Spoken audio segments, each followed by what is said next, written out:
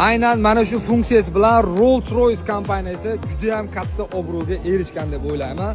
Hop, ichiga o'tirganingizdan keyin bitta knopkani bosasiz, eshik yopiladi. Xohlasangiz mana shu pedal bilan ham yopsangiz bo'ladi va endi ochamiz. Ochilgandan keyin mana mexanizmlarni ko'ryapsiz. Faqatgina mana to'tiqchi bilan ishlaydi. Xo'p, endi yana bitta knopkani bosasiz, yopiladi. Hattoki qo'lni siqib qolmasligi uchun mana sensorlari ham bor ekan. Любой moshinaga qilsa bo'ladi, faqat zakaz qilish kerak bo'ladi. Narxi nech pul bo'lganda mana shu xizmatdan foydalangan bo'lardingiz.